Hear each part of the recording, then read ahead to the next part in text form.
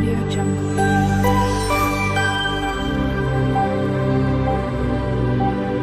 Audio Jungle. Hello everyone, જય શ્રી કૃષ્ણ. મારી ચેનલમાં તમારું સ્વાગત છે.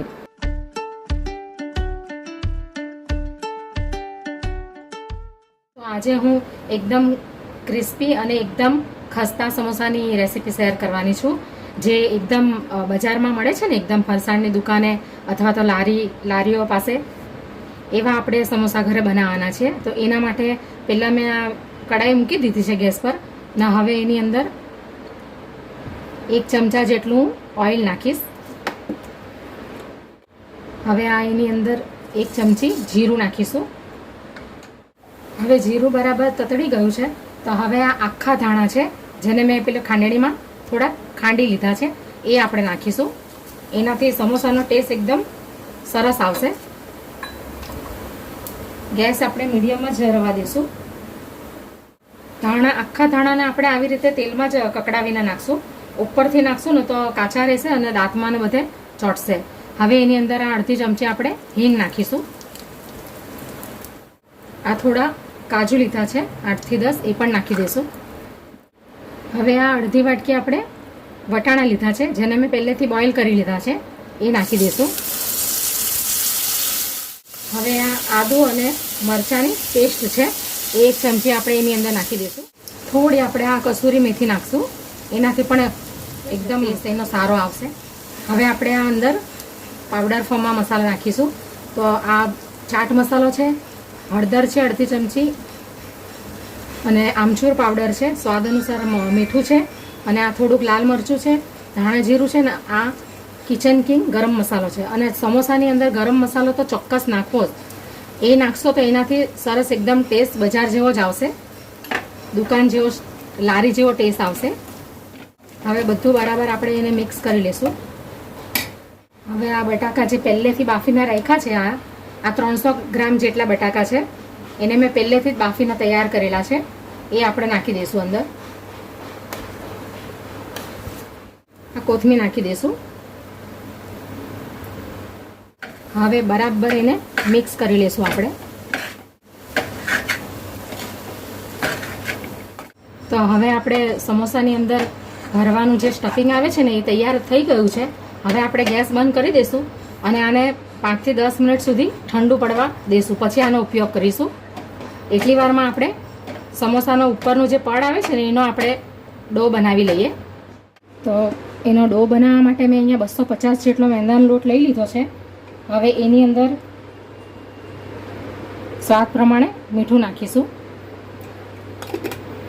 આ અજમો છે, અજમો નાખીશું આપણે. અને સમોસાને એકદમ ખસ્તા અને એકદમ ક્રિસ્પી બનાવવા માટે અંદર 2 ચમચા જેટલું આપણે ઓઇલ નાખીશું, 2 મોટા ચમચા જેટલું. તમારે ઘી એડ કરવું હોય તો ગરમ કરીને તમે ઘી પણ અંદર નાખી શકો.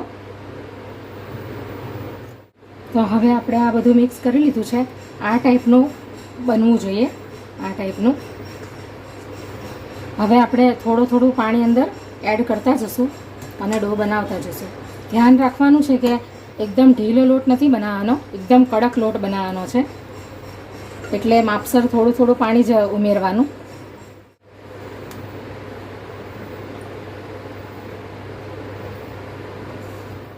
ક્રિસ્પી વસ્તુ હંમેશા બનાવવી હોય તો એમાં એનો ડો એકદમ કડક જ હોવો જોઈએ, તો જ સારી રીતના ક્રિસ્પી અને ખસ્તા બનશે એકદમ. તો આ ટાઈપનો આપણે સમોસાનો પડનો લોટ બાંધવાનો છે. હવે એની ઉપર આપણે થોડું તેલ નાખીશું. હવે આપણે એને 10 મિનિટ રેસ્ટ કરવા દઈશું. તો હવે 10 થી 15 મિનિટ થઈ ગઈ છે. આપણો ડો બી તૈયાર થઈ ગયો છે, અને આપણું જે આ સમોસાની અંદર ભરવાનું સ્ટફિંગ છે ને, એ પણ તૈયાર થઈ ગયું છે. તો હવે આપણે સમોસા બનાવવાનું ચાલુ કરીએ.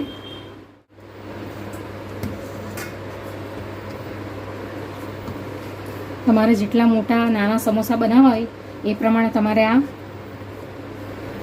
લુવા કરી લેવાના. હવે આપણે એની ઉપર આપણે લોટ નથી નાખવાનો, લોટ નથી પાથરવાનો, તો થોડુંક આપણે એની ઉપર તેલ આવી રીતે ફેલાવી દઈશું. અને ચોટે અગર આ લોટ અહીંયા પાટલા પર ચોટે તો એની ઉપર થોડુંક તેલ લગાવી લેવાનું. તો આપણે રોટલી બનાવીએ ને એ ટાઈપનું આપણે વણી લેવાનું. તો આ રીતની આપણે રોટલી જેવું બનાવી લેવાનું ગોળ, અને પછી વચ્ચેથી કટ કરી લેવાનું. આ રીતનું આપણે રોટલી બનાવીને વચ્ચેથી કટ કરી ને 2 ભાગ આવી રીતે કરી લેવાના. તો હવે તમારે એમ જ આમ વાળવું હોય તો એ ટાઈપનું બી વાળી શકો. અને અગર તમને બીક લાગે કે ખુલી જશે તો એના માટે તમે અહીંયા થોડું પાણી લગાવી લેવાનું આ રીતનું.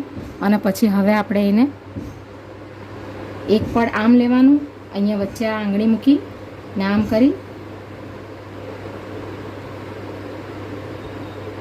નીચેથી દબાવી દેવાનું અને અહીંયાથી બી પ્રેસ કરી દેવાનું, એટલે પાણી વડે બરાબર ચોંટી જાય.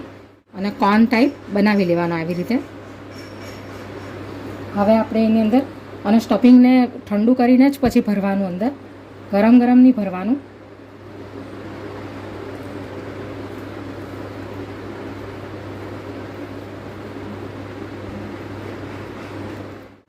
અંદર જગ્યા ખાલી રહી ને એ ટાઈપનું નથી ભરવાનું, થોડુંક દબાવીને ભરવાનું.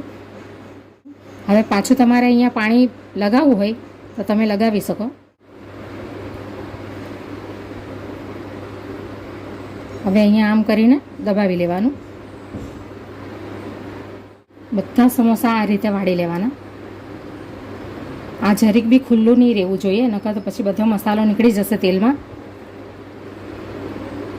એટલે આ રીતે આપણે પાણી લગાવીને પ્રેસ કરી લેવાનું બરાબર. તો હવે આપણું સમોસું એક તૈયાર થઈ ગયું છે આ ટાઈપનું. આ ટાઈપના બધા સમોસા આપણે ભરી લેવાના.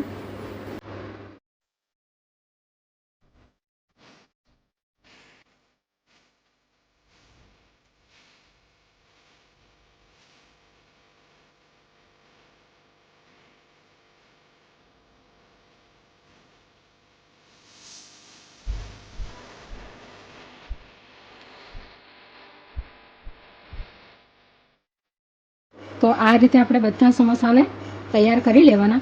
હવે બધા સમોસા તૈયાર થઈ ગયા છે. હવે આપણે એને ફ્રાય કરી લઈશું. તો તેલને પહેલાં બરાબર ગરમ કરી લેવાનું અને પછી આપણે એને સ્લો કરી દેવાનું. અને સ્લો, અને એક વાત ખાસ યાદ રાખવી કે આ સમોસાને એકદમ સ્લો મીડિયમ ફ્લેમ પર જ ફ્રાય કરવાના. ધીમા તાપે તળશો ને તો જ એકદમ ખસ્તા અને એકદમ ક્રિસ્પી બનશે. અને તમે એને ફાસ્ટ ગેસ પર ફાસ્ટ ફ્લેમ પર ફ્રાય કરશો ને તો ઉપરથી બળી જશે ને અંદરથી કાચા રહેશે. એટલે હંમેશા એને ધીમા તાપે આપણે ફ્રાય કરીશું.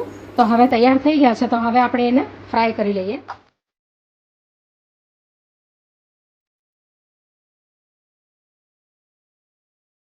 હવે એને ધીમા તાપે આપણે એને ફ્રાય થવા દઈશું.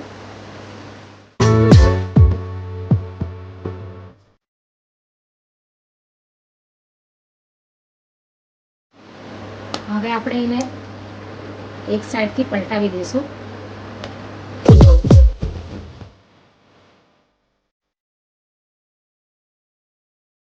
હવે એને ધીમે ધીમે આપણે ફ્રાય થવા દઈશું જ્યાં સુધી એકદમ ગોલ્ડન બ્રાઉન જેવા થઈ જાય, પછી જ એને આપણે નીકાળી દઈશું.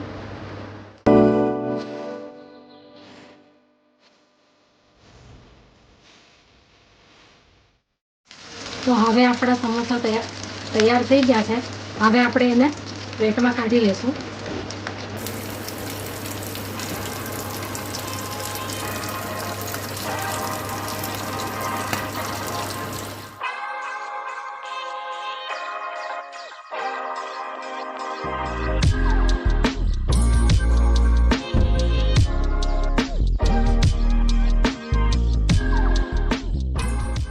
Audio Jungle.